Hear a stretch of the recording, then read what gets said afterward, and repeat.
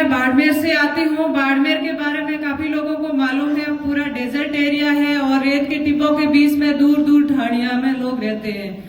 बाकी जगह पे इकट्ठे गांव में रहते हैं, लेकिन बाड़मेर में कल्चर थोड़ा अलग है। वहाँ पे दूर दूर एक एक ढाणी में लोग रहते हैं और वहाँ पे खास करके महिलाओं के पास में रोजगार का कोई संसाधन नहीं है। वो सुबह से शाम काम करते हैं, लेकिन अगर खुद के लिए 2 रुपए भी चाहिए होते हैं तो उनके पास में नहीं होते हैं। वहां से मैं आती हूँ और ऐसी ही एक ढाणी में मेरा जन्म हुआ 88 में। जब मैं 4 साल की थी तो मेरी मदर की डेथ हो गई थी। 8वीं में मेरा स्कूल छूट गया और जब भी मुझे टाइम मिलता मैं दादी के साथ में बैठ के कसीदाकारी का काम जरूर सीखती थी, क्योंकि पहले हर घर में कसीदाकारी का काम होता था, चाहे माँ अपनी बेटी के लिए बनाती हो या पहनने के लिए कपड़े। तो ऐसे ही मैंने दादी से सीखा और 16 साल की उम्र में मेरी शादी हो गई। शादी के बाद भी घर की आर्थिक स्थिति ठीक नहीं थी, क्योंकि मेरी तो 8वीं में स्कूल छूट गई थी और मेरे हस्बैंड की 5वीं में। तो ऐसा कोई स्थायी रोजगार हमारे पास में नहीं था। और शादी के 1.5 साल बाद में जब मेरा बेबी हुआ तो उसको सांस में प्रॉब्लम थी और अच्छी मेडिसिन की जरूरत थी, हम नहीं दिला पाए और उसको नहीं बचा पाए। तो उस समय लगा ऐसी जिंदगी नहीं जीनी, ऐसे नेगेटिव विचार आने लगे कि मैं जिंदगी ही खत्म कर लूं। फिर लगा कि जिंदगी से हार मानने से अच्छा है मैं कुछ काम करूं जिससे मेरा घर भी चले और मेरा मन भी लगे। तो यही सोच के मैंने सुई धागा हाथ में लिया। 2008 में छोटे छोटे बैग बनाने शुरू किए, क्योंकि मुझे मार्केटिंग का कोई आइडिया नहीं था, रॉ मटेरियल कहाँ मिलेगा कोई आइडिया नहीं था। इसलिए मैंने जो महिलाएं मायके जाएगी वो बैग जरूर लेके जाएगी, तो यही सोच के बैग बनाने शुरू किए। अब जो एम्ब्रॉयडरी का काम था वो सुई धागे से किया, लेकिन स्टिचिंग का काम था वो मशीन से होना था। मशीन मेरे पास थी नहीं और ना मैं खरीदने के लिए सक्षम थी। तो उस समय मुझे लगा कि मैं नहीं कर पाऊंगी। फिर लगा कि नहीं, और भी बहनों को जरूरत है। तो फिर हमने 10 महिलाओं ने मिलकर एक सेल्फ हेल्प ग्रुप बनाया और 100 रुपए इकट्ठा करके एक सेकेंड हैंड मशीन खरीदी और वहां से हमारे काम की शुरुआत हुई। तो 2008 में हमने 10 महिलाओं ने मिलकर शुरुआत की, लेकिन प्रॉब्लम यहाँ खत्म नहीं थी, क्योंकि 10 महिलाओं के लिए काम कहाँ से आएगा। फिर हमने इधर उधर बात किया तो बोला कि आप एग्जीबिशन करिए। मैंने कहा एग्जीबिशन कहाँ होता है, बाड़मेर में तो कोई खरीदेगा नहीं। तो उन्होंने बोला कि नहीं, जो मेट्रो सिटीज है वहां पे बड़े एग्जीबिशन होते हैं, वहां जाइए। तो मैंने कहा बाड़मेर डिस्ट्रिक्ट हेडक्वार्टर तक तो कभी गए नहीं और मेट्रो सिटीज में सबसे पहले तो घर वाले भेजेंगे नहीं और हमें तो मारवाड़ी आती है, हिंदी भी नहीं आती है, कैसे हैंडल करेंगे। लेकिन 2010 में फर्स्ट एग्जीबिशन करने का मुझे मौका मिला था दिल्ली में रफीबारे कॉन्स्टिट्यूशन क्लब में। और वहां पे जैसे तैसे करके घर वालों को मना के हम दिल्ली पहुंचे और वो जो एग्जीबिशन था 3 दिन का था, उसमें हमारी 10 से 15 हजार रुपए की सेल हुई। और वहां से हमें लगा कि अब हम पीछे मुड़ के नहीं देखेंगे, अगले जो एग्जीबिशन होगा उसकी अच्छी तैयारी करके आएंगे। तो वापस गांव ढाणी जाके महिलाओं को काम के प्रति मोटिवेट करना शुरू किया। और जो नेक्स्ट एग्जीबिशन था उसमें फिर हमने 4-5 हजार की सेल नहीं की थी, पूरी 11 लाख की हमारी सेल हुई थी। इसके बाद में हमने सोचा कि क्यों ना इसी में नवाचार किया जाए। अब तक तो हम होम फर्निशिंग के प्रोडक्ट बना रहे थे, फिर हमने सोचा कि क्यों ना गारमेंट्स बनाए जाए जिससे ज्यादा लोग खरीदेंगे। तो यही सोच के हमने साड़ी, कुर्ते, दुपट्टे ऐसे प्रोडक्ट बनाने तैयार करने शुरू किए।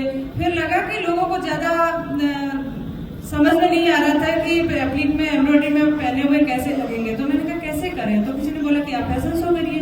मैंने कहा फैशन शो के तो नाम से ही डर लगता है कि छोटे कपड़े पहनना ऐसा फैशन शो होता है, हम क्यों फैशन शो करें।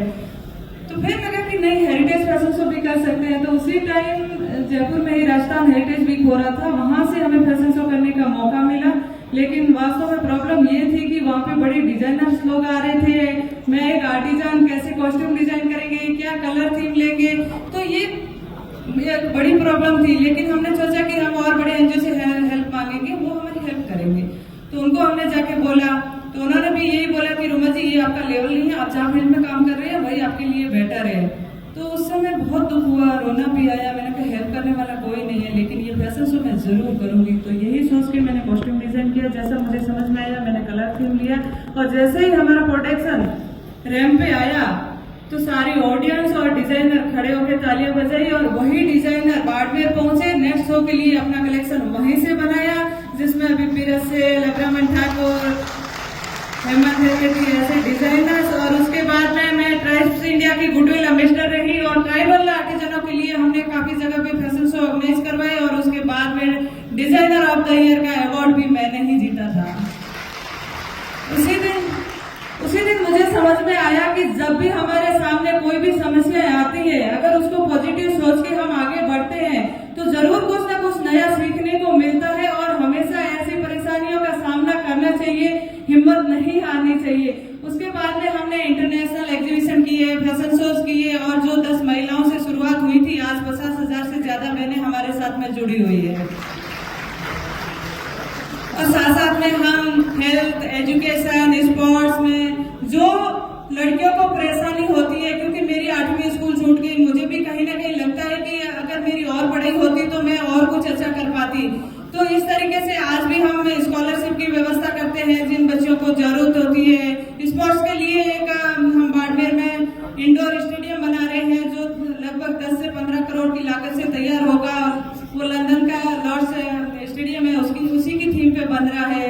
ऐसे ही बेटी बचाओ पे काम कर रहे हैं, जो बेटी के जन्म पे उनको एक गांव की एक बेटी को ब्रांड एम्बेसडर बना के 20 से 25,000 रुपए की एफडी करवा के सुकन्या समृद्धि योजना से जोड़ देते हैं, जिससे उनका भविष्य आज ही सिक्योर है। वो 1 साल से छोटी बच्ची के लिए होता है।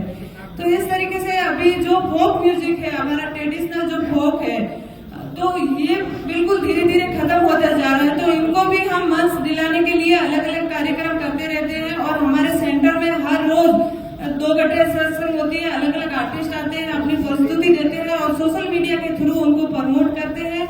और आने वाली ये 13 दिसंबर को बॉम्बे में रोमाना रंगोत्सव के नाम से बड़ा फेस्टिवल होने जा रहा है। और उसमें आप लोगों को भी मैं इनवाइट करती हूँ, आप भी आइए और हमारा मनोबल बढ़ाइए। इस तरीके से अपने राजस्थान की जो आर्ट है इसको हम बचा सकते हैं, क्योंकि मैं जहाँ पे भी जाती हूँ, मैं हार्वर्ड की स्पीकर रह चुकी हूँ। वैसे मेरा एजुकेशन ज्यादा नहीं हुआ, 8वीं में मेरा स्कूल छूट गया, लेकिन मुझे ये सौभाग्य प्राप्त हुआ वहाँ पे हार्वर्ड में जाके मैंने जब स्पीच दिया तो उसके बाद में लोगों को बहुत अच्छी रुचि जगी। और वहाँ के स्टूडेंट्स ने खुद ने हाथ में सुई धागा लेके काम किया और वहाँ के एम्बेसी में बड़ा प्रोग्राम रखा गया और अलग अलग यूनिवर्सिटी के प्रोफेसर लोगों को बुलाया गया। और यहाँ की कला के बारे में जब उन्होंने जाना तो ये भी बोला कि हम यहाँ से स्टूडेंट्स भेजेंगे, वहाँ पे रिसर्च करेंगे और यहाँ की कला को वहाँ के सिलेबस में शामिल करेंगे।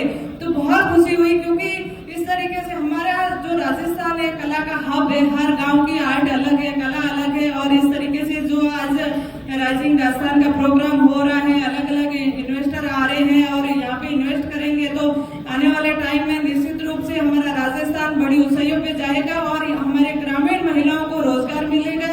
और मैं आप सभी को बहुत बहुत धन्यवाद देती हूँ कि इसी तरीके से आप हम लोगों का मनोबल बढ़ाते रहिए और हम पूरी कोशिश करेंगे कि हर हाथ में काम हो और इसी तरीके से हमारी यहाँ की आर्ट को हम जिंदा रख पाएंगे। बहुत बहुत धन्यवाद। हमेशा महिलाओं को मैं बोलती हूँ कि महिला का सम्मान करें, सपोर्ट करें, अपने हक के लिए खुद लड़े। हम सब में कोई न कोई हुनर जरूर है, तो क्यों न हुनर के जरिए आगे बढ़े, स्वावलंबी बने।